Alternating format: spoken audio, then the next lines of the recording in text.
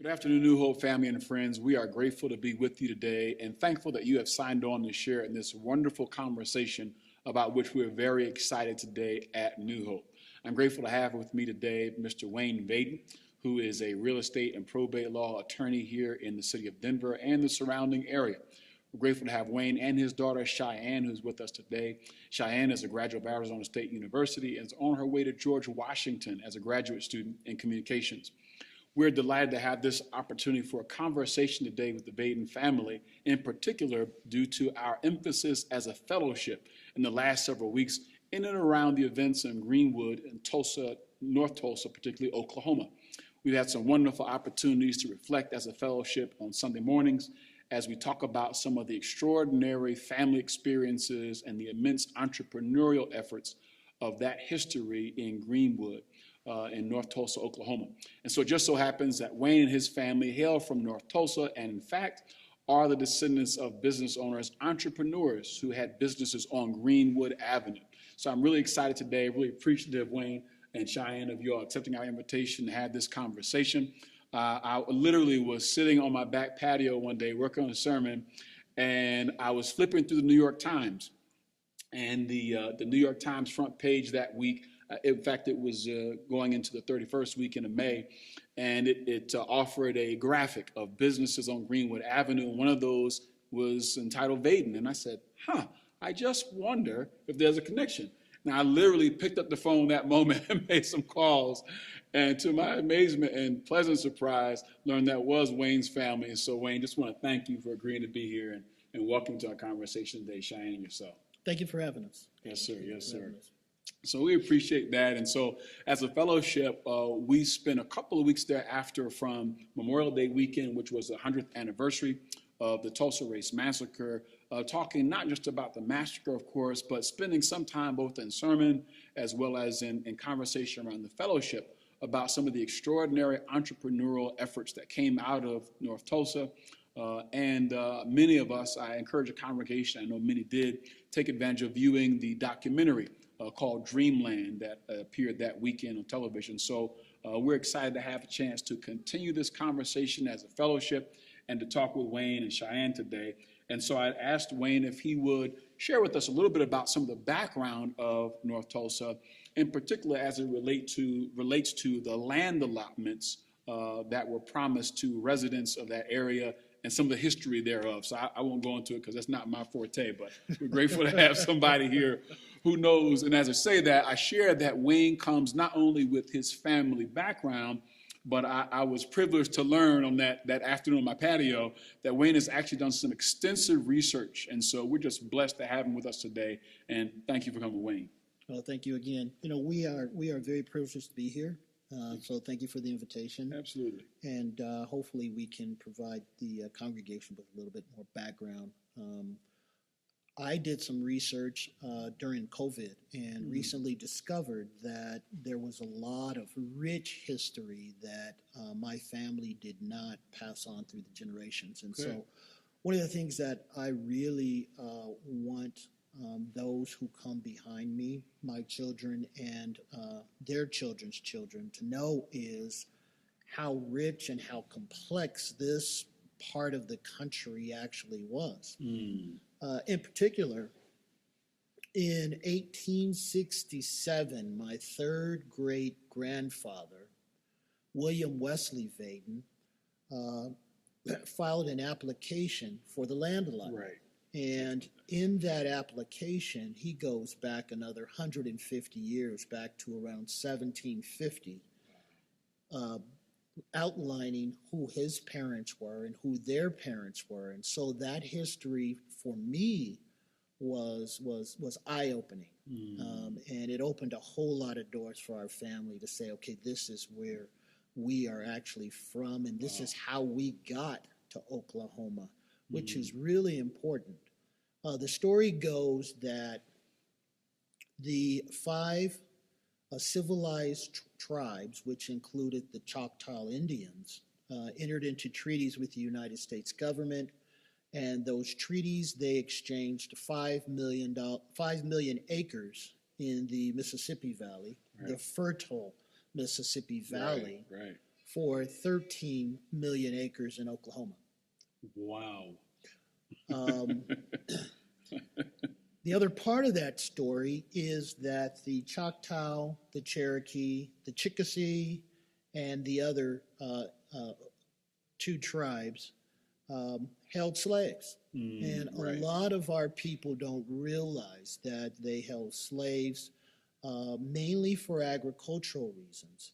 In the Native American culture, there was this hierarchy of male versus female task.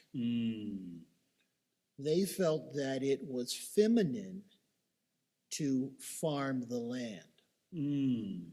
So what they would do is they participated in the slave trade, and their slaves were the farmers. Right. So that they could be warriors, which is an interesting way of looking at that culturally. Right. So my family farmed on the Choctaw Indian Reservation in Alabama. Okay. And after this treaty was handed down, and there was this exchange, traveled during the on the Trail of Tears to Oklahoma, to the Tulsa area, to the Texas area, and that's how we got there. And that would be William Wesley Vaden. William Wesley Vaden had 2 kids when he left. When he arrived in the Indian Territory, he then had 2 more children. Okay. Yeah.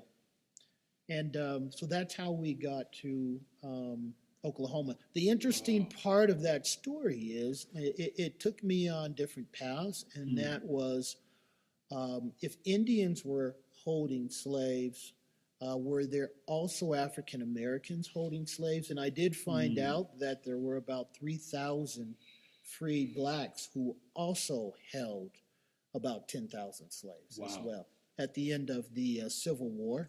Right. The other interesting thing is it appears that everyone got reparations for the loss of their property, their slaves. Right.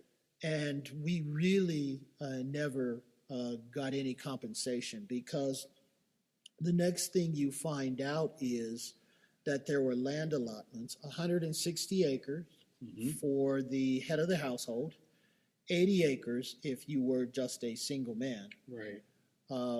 And what the U.S. government then did was said, okay, we're going to have this commission called the Dawes Commission.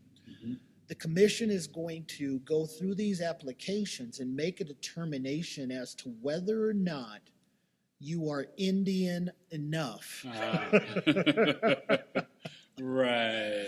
So if you look at if you look at William Wesley's application, they ask him blood ties. They ask him, was he actually admitted into the tribe, which he was not, Right. and whether or not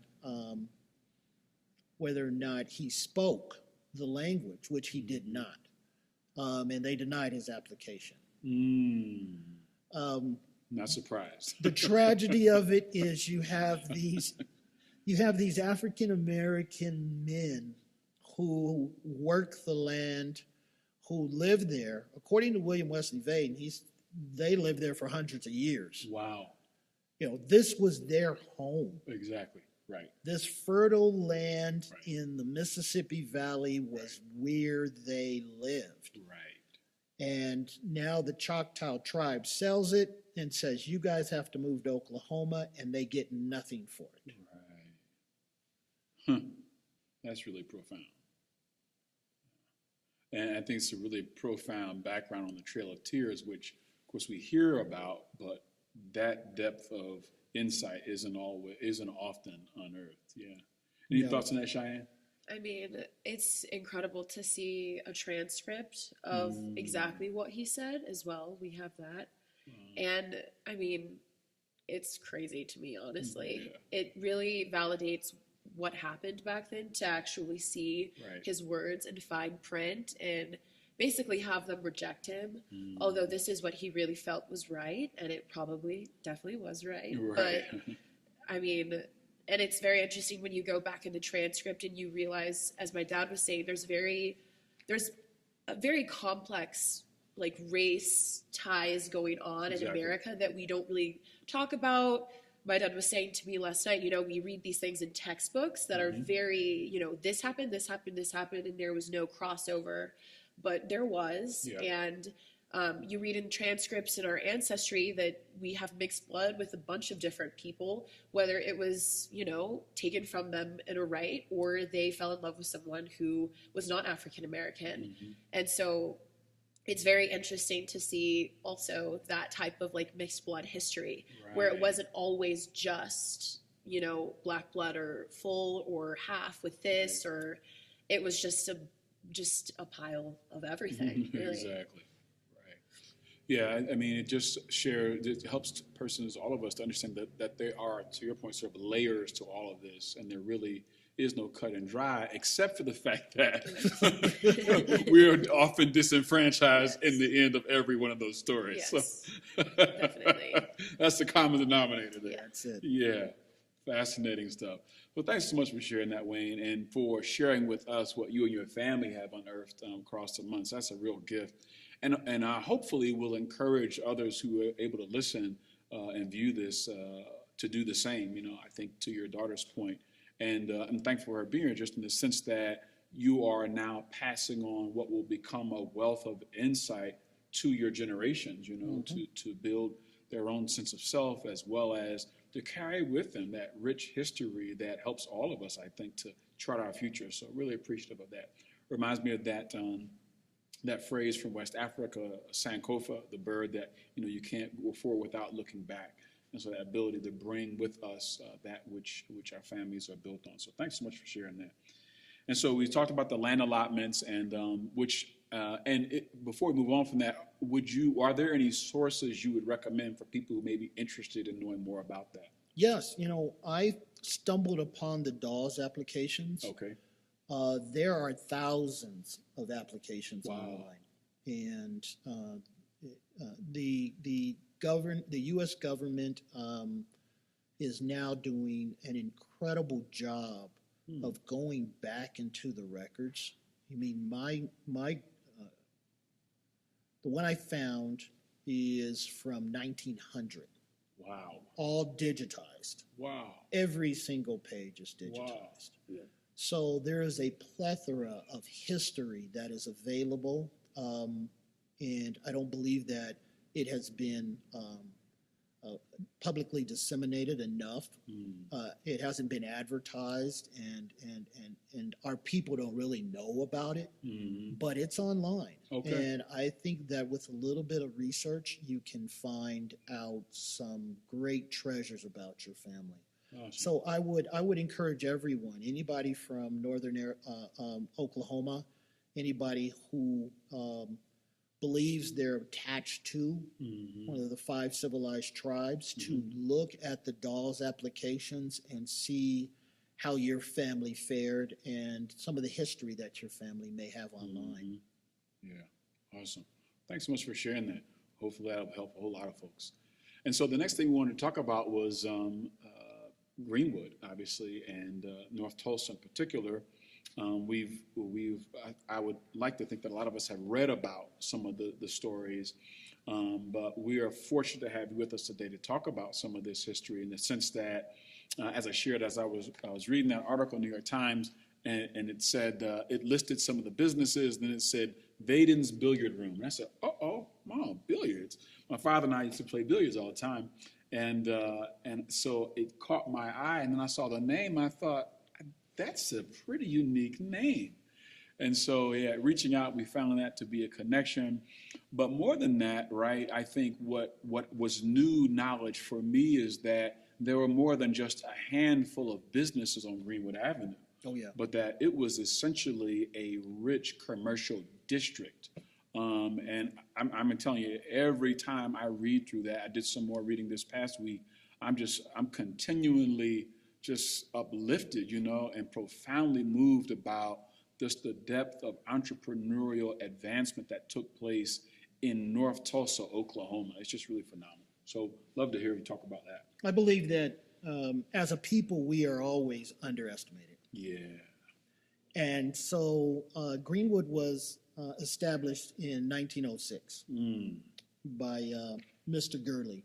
Okay. He purchased 40 acres of land and along with that provided loans to other entrepreneurs Wow. to begin their businesses. Wow. And so you can see that over a 20-year period, it bloomed into what was the Greenwood that was destroyed. Right. I don't believe that at the time that that these formerly enslaved individuals, some of whom got some land allotment and some of whom traveled to Oklahoma for new opportunities. Right. Seeing that there was a density of black people in Oklahoma at that time, from which they could mold something and build something out of. Right. I don't believe that the powers that be realized what they were doing. And being that we're usually always underestimated, when it did flourish, I think it became a powder keg. Yeah, and it's fascinating because, one, to your point about how as a people we're so often underestimated. I mean, story after story. I preached last Sunday a little bit about the story of Robert Smalls, who commandeered a steamboat in Charleston, South Carolina to free he and his family, and how they sailed through the channel past Confederate ships and nobody knew it was him, and just how, how the steamship captain was like, "Oh, they're not going to do anything with a boat. I'm going into town and spend the weekend with my wife." And meanwhile, this guy is planning for literally 6 months. And so, it's just phenomenal how often we're underestimated, but how that became a tool in many ways for an entire community. And in this instance, how it wasn't just a few sort of token upstarts of individuals, but you literally had families, and you talk about 20 years, so you had 2 decades of actual groundbreaking and successful entrepreneurs, thriving businesses. The last article I read was, I think, Thursday, and it talked about at least 2 banks, doctors and lawyers' offices, plural. It talked about a hotel or quote-unquote boarding house, if you will, of sorts, more than 1 theater, more than 1 grocery store. I mean, just a long list of businesses, plural, that when you stop and think about it, to your point, in 1906, to begin something of that magnitude, and not just to begin it, but in 1906 to be of African descent, to know that you're probably, 30 or 40 years possibly away from enslavement. Oh, yes. And to leave where you found your freedom and to strike out and just hope this thing works out and that you keep your life in the meantime, like, it's just extraordinary. What do you think about that, Cheyenne? I mean, I think it's amazing. I think it's incredible. I mean, my dad is a business owner. He's an entrepreneur. And it's just something that, I don't know, it makes me feel excited that we found this information out, especially with it just being the past 100-year anniversary. Right. It's something that makes me feel powerful, but then, as just you said, it did, we're often underestimated. We have something going for us, whether it's Black Wall Street or the Black Panther Party. The one time it makes an impact, it's powerful, people are focusing on it, someone always has to try and do something because obviously something's working. So, and from what I can recall, I mean, what I saw were kind of sketches of maps and newspaper articles. Like, we're talking about 15 blocks north to south, about 5 to 7 blocks east to west. I mean, you're talking about an expansive area. And so now, as it relates to your family, were you able to find out any about their particular business? Yes, their business was the Vaden Neely Pool Hall. Yeah. And the owner of the business was my second great uncle. Wow. Oscar Vaden. Okay. Yes.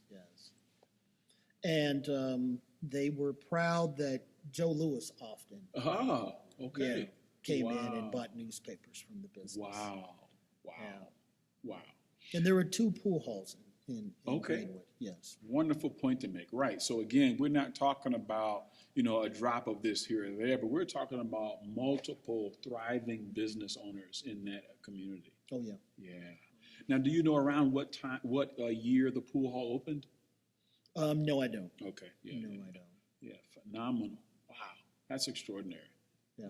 Yeah. Extraordinary. Wow. And just, and the idea that from what I've read and a little bit in the documentary that I did get to watch, Dreamland, that just talked about, to Cheyenne's point earlier, not just the fact that you have these businesses, but it's in a sense circulating wealth. They said that the dollar circulated 19 times before it Wow. left the community. Wow. Yes. Wow.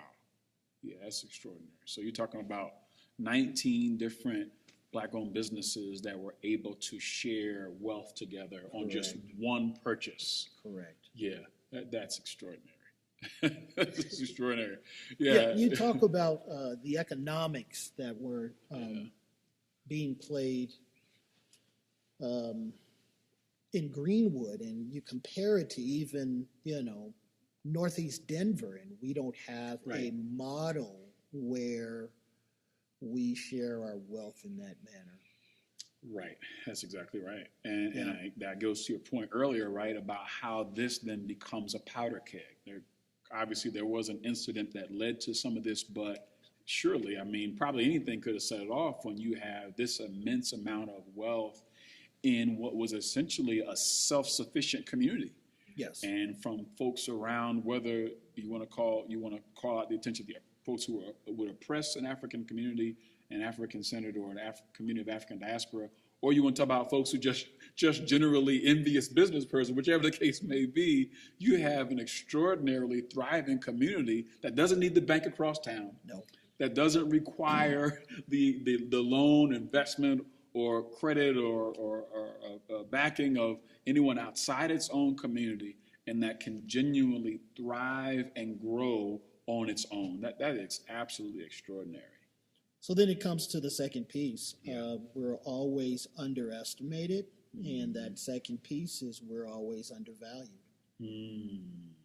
So you have this gem that is generating wealth for this particular group of people, that is keeping them above the poverty line, that is keeping them fed, that is also adding to the tax base of Exactly. Oklahoma, Right. that is probably buying a lot of goods and services from Tulsa, Right. right?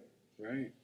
And has become part of the economy, but nonetheless, we don't care. Yeah. That's and so that it's so crazy, right?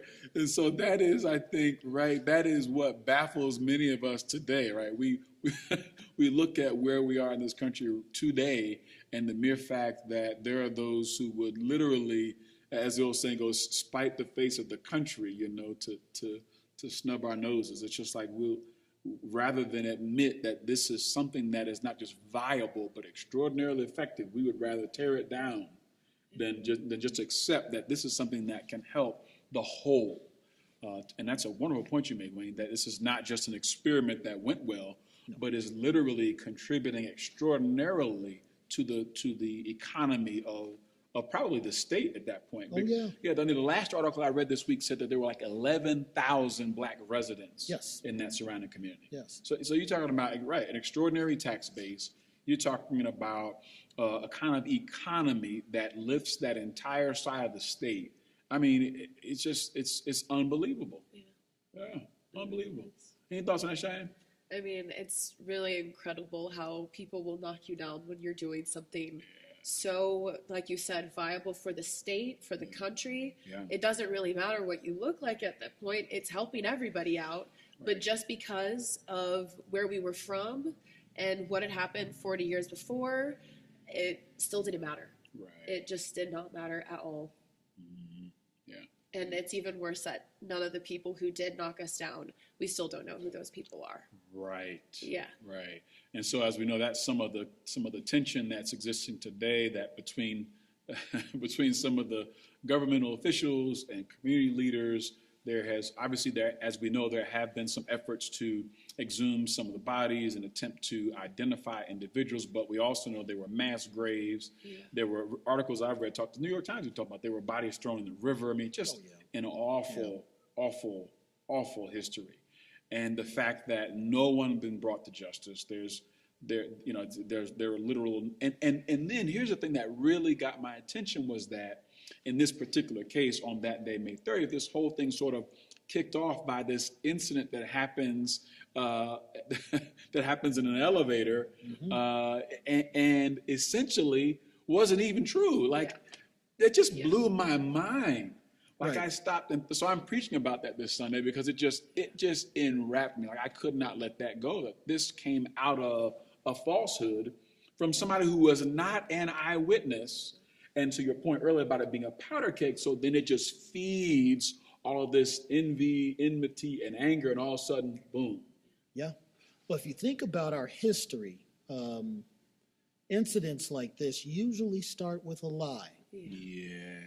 And I can point out several lies that are swirling around right now. Right. But yeah, there was a lie that Dick Rowland sexually assaulted Sarah Page. Right.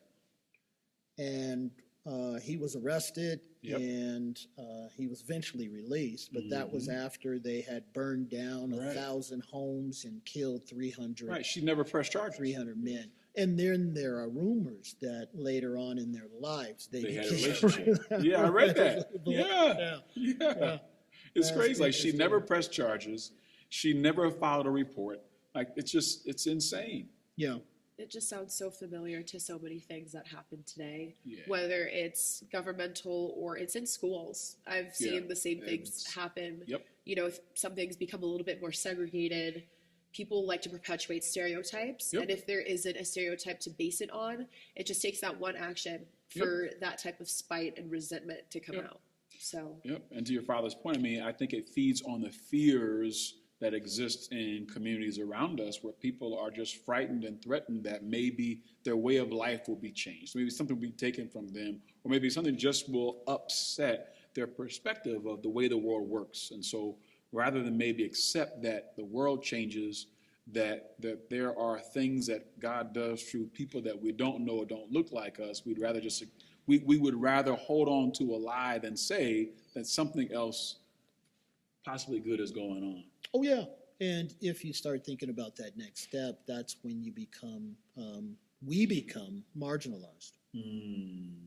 And because we don't have that voting power, right, and we aren't the majority most times, right. You can see the majority, they'll take that lie, whether it is that there's illegal voting happening, and they'll scream that from the rafters. All the votes are illegal, votes are illegal, votes are illegal, and we are going to then marginalize a group of people through legislation. Right. Which goes back to the land allotment, right? It goes it's the same thing. It's like the same playbook. Like, Well, did you know that after they burnt the 1,000 homes, that they then tried to enact legislation that they couldn't rebuild? Yes, I did. Well, no, not that. What I did see was they tried to enact legislation that those African-American homeowners could not apply for insurance claims. That though their homes had been destroyed by lynch mobs and airplanes that literally dropped bombs, it's just insane, right? Yeah. That they could not apply to have their homes rebuilt by insurance claims. So you have, to your point earlier, right? You have this sort of cycle of oppression and marginalization, but not just on some racist event. You have a systemic effort to disenfranchise. So I've been paying my insurance for 20 years, and now your buddy Jeb drops a bomb, forgive me, all the Jebs watching, drops a bomb on my house, but I can't even get insurance from the company I've paid. It's just extraordinary. Yeah. And you said, how many homes? 1,000. Yeah, it's just, It shows that it goes all the way up to the top, really. Yeah. Because Right. where'd those planes come from? Who gave them the money to drop bombs? Right. There was no investigation after. Right. So it's like everyone turned a blind eye. I know the majority of people I'm around who study in college, whether it's gender study or race studies, they've only figured out about the Tulsa Race Massacre within the past 4 years. So it's not only a systemic thing back then, but it's an educational thing now where it's still turning a blind eye so people aren't held accountable, basically. That's a really important point, Cheyenne. I think just this, right, so that marginalization, oppression, right, this is a process. It's not, oh, well, yeah, we forgot to tell you that. No. This is this is an intentional, lifelong effort to marginalize, oppress, and to just spread ignorance and keep folks from the realities that would, to your point earlier, Wayne, that would really change this world in some really significantly positive ways. That people could come together around just this one place, Tulsa, North Tulsa, Oklahoma. If people could come together and sort of resolve some of these real issues and begin to glean from that things that would build us as a nation in better ways. Just, I mean, can you imagine what kind of extraordinary outcomes would come from that? Oh, yeah. And so what if this country would take the model of a North Tulsa, of people who were, for all intents and purposes, immigrants? Well, no, we weren't immigrants because we were brought against our will. Yeah. Right? We were steps away from enslavement and built their way into entrepreneurship and successful business owners. Just imagine the model that could provide for the nation. Oh, yeah. But instead, no, we just will not only tear it down, but bury it, malign it, fill it with untruth, and just ensure it never comes to light of day. It's just really sad. And you have to look at those other rights that were happening at the same time. Right. Around the same time. Right, that's right, around the same time. The United States. Yeah. There were similar things happening based on similar lives. Yeah. And there was similar marginalization of communities. Right. You have Rosewood in Florida. You've got a few communities both south, north, even northeast, and other areas, Midwest. Illinois, I think, area, but just, right, that this is not an isolated incident. No, there was a lot of fear after, during the Reconstruction era, and a lot of stereotypical, a lot of violence, a lot of hangings, a lot of murder. America's a violent place. Yeah, man. And we need to come to terms with that violence and figure out how to better, how do we come to terms with our past with regard to Black people? Yeah. What does that peace and reconciliation in the United States look like? Yeah, it's a huge question, Wayne. It really a poignant question and a huge question because, as we all know, right, there is this effort to really push that away. And we've heard it time and time again, to your daughter's point, from the highest levels of leadership in this country that, how can we be responsible for something that happened 100 years ago? Yeah. Well, you can be responsible because it has built the economy we know today, first off. Right. But I think you're right that until we can reconcile some of those things, I don't know that we'll ever come to a place of understanding about them or be able to grow from them. Yeah. I think a good point to make is, I've heard this recently, but trying to heal your generational trauma. I mean, obviously, I didn't know William Wesley Vaden. I didn't know his father or his children. But when you hear the stories and it makes a mental picture in your head of what your family has gone through in this country with violence and what they saw and what was taken from them, and they had to do things that they were not meant to do or put on this earth probably to do, it makes you bitter, but you have to learn from that bitterness and learn how to grow. And, I was saying this to my dad last night. It's a privilege to be sitting here. It's a privilege to be in this state. I mean, I am in higher education. I'm basically doing what my ancestors set me up to do, Right. but they didn't need to have to set me up to do that, if that makes sense. So there's a sadness, but there's a happiness to it, and it's bittersweet, and we kind of have to figure that out in our own ways. Right. Thank you for sharing that. Really valuable. Yeah, absolutely. And so before we pivot from that to the last segment of the conversation, there's something you mentioned I think that's really profound, and that is, one, they're talking about 1,000 houses, right? And just the idea that overnight you had 1,000 families, right, without homes. They're all homeless. Right, overnight. And so what they did was they corralled everyone into the local baseball stadium. And then for the next 2 years, most of them lived in tents.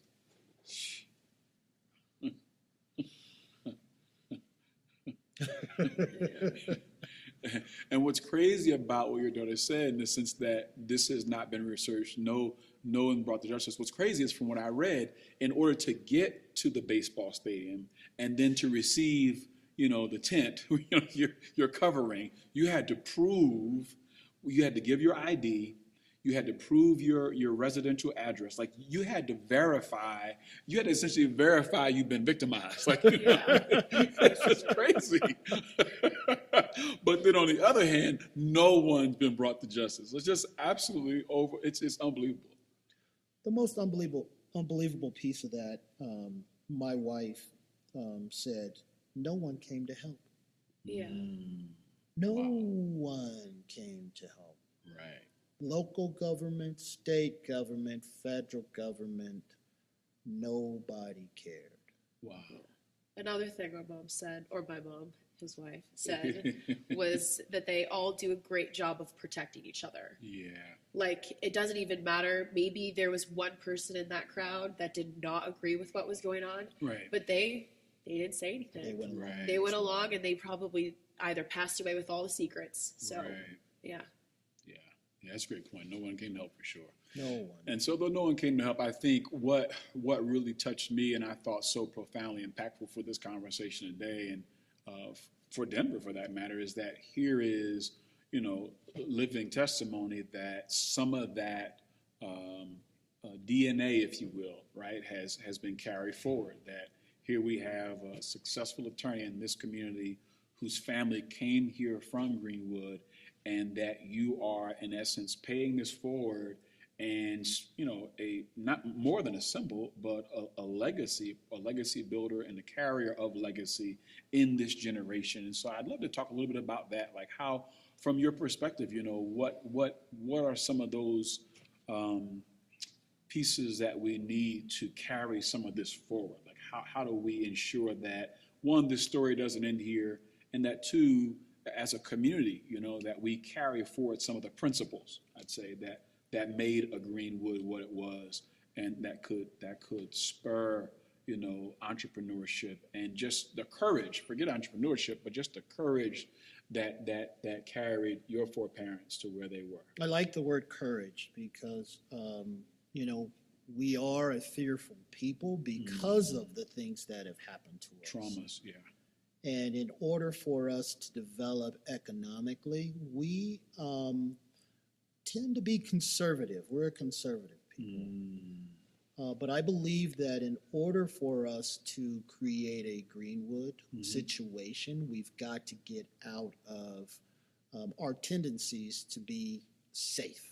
There's got to be more collaboration, and as an entrepreneur, one of the things I do first and foremost is look at the business tea leaves and determine what is going to be a profitable business in this day and age. Of course, I have my law firm, I have a real estate company, and then maybe about 10 years ago, I saw that there were no African Americans in warehousing and food and beverage service. We eat. Right.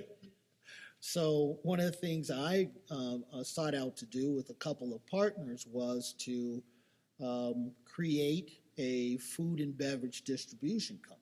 in Denver, Colorado. We know that Denver's landlocked, gets most of its food from California, Texas. We don't create all of that food. Right. It has to come in via truck. It has to be warehoused. So there's 1,000,001 things, 1,000,001 industries where we are not. I mean, right here in Park Hill, we're surrounded by all of these warehouses that are doing industry. That's right. We need to figure out what those industries are and create something, whether it's, HVAC, lighting, building seats, carpentry. That's really what was happening in Greenwood. Is that you have these people, these former enslaved people who were running farms. They were running plantations. They had skills. And They looked at the tea leaves. they were underestimated. Yeah. And they said, you give me a shot, I'm going to go to Greenwood and I am going to start a shoe business. Yes. Yeah. There's no way you can stop me. So these weren't like just random. These were random dudes. No, they had business plans. Yeah, that's extremely helpful. Yeah. Imagine the artistry, the craftsmanship that existed after slavery. Right. That our ancestors, they were building homes. They had generations of skills.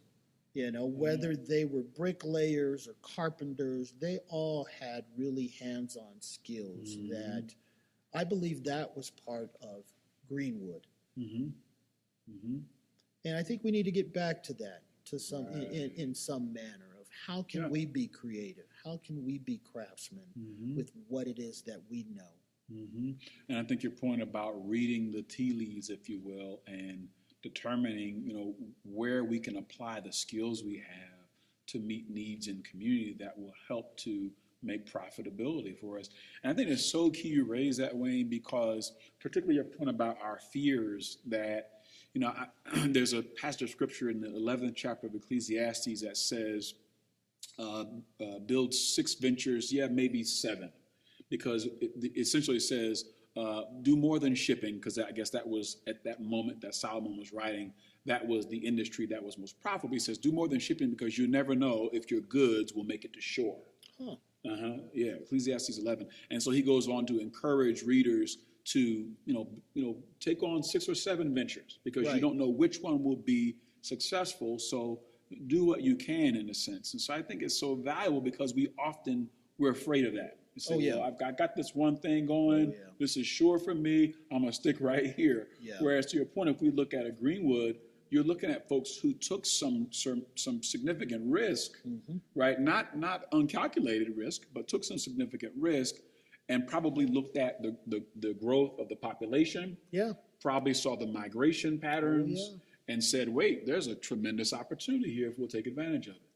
And in Denver, we'll be having 100,000 people a year coming into our city.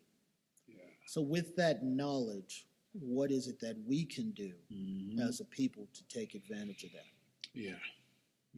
Great point. What do you think about that, Cheyenne?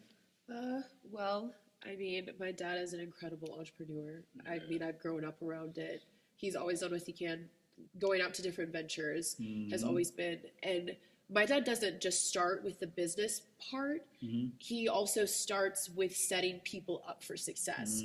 So my dad, as a track coach, is not only a business venture, but it's investing in futures. It's investing in Black athletes' futures, making sure that they get to college, making sure that they have the option to go to law school, med school, to, there's so many different avenues, as we were talking about, of systemic racism. We have to nip it in the medical system.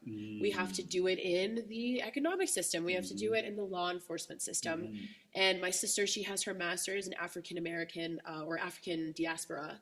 And a lot of people will say, oh, wow, like what can you do with that? But now my sister is working at a major company being a diversity coordinator so that Black people and people of color can get their feet in the door to work there so that when you go into those offices, you're not just seeing a crowd of white people. And there's so many different avenues you can go into to invest in the lives of Black people and make sure that they have their feet even in the door. Right. And so I think that's super important. I mean, I'm trying to become a journalist. I feel like we have a lack of Black journalists and a lack of Black journalists that, you know, journalists don't necessarily are paid to often tell the truth. So I think that needs to be reversed. It goes back to, you know, what we're talking about. What is the truth? Who's telling us this? You know, we're lucky that we have the New York Times, for example, to publish something so, you know, enlightening to some people, but not everyone's doing that. No. And some people like the check more than the truth. So That is true. My goodness. That'll preach. Yeah, so I think that's really helpful, your point about investing in people, right? That, and I think that goes to this question we're sort of concluding with, this idea that what we can do in carrying some of these ideals forward. One is that investing in people, that as a community, as a people, that beyond our efforts to, you know, take on 6, 7 ventures as Ecclesiastes talks about, to invest in other people, the generations after us, your daughters and mine and our families and this community. As we talk about looking at African-American families moving to Denver, you know, opportunities to invest in people, tell these stories, you know, share these histories, and that courage that you echoed, I think, really valuable. Well, going back to my underestimate, undervalue, and marginalize, we also can't do that to each other. Yeah. Let's not underestimate, undervalue ourselves. Yeah. Let's put ourselves, make ourselves priority. Yeah. Let's believe in ourselves, encourage ourselves, and build ourselves up instead of just dismissing our institutions and moving on to something that's a little bit more comfortable. Right. Good point. Very good point. And I think that point is relevant not only here in Denver and Northeast Denver, but around the country, where, to your daughter's point, as we are investing in people, that, you know, folks will take advice, and sometimes until we get to the point of advising about connecting with our own community, you know, it's almost what that old saying is, our ice isn't cold enough, you know? Somebody else's ice is colder than ours, you know, just at that point.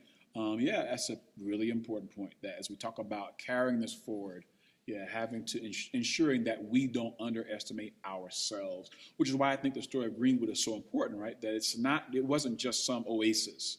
It was not an anomaly. It was the outcome of persons who took calculated risks, who prepared themselves, who studied the markets, who looked at the opportunities, and who worked together, right? Pooled resources, and were extraordinarily successful. So that's powerful. Yes. Well, anything else you want to add? No, we really appreciate the ability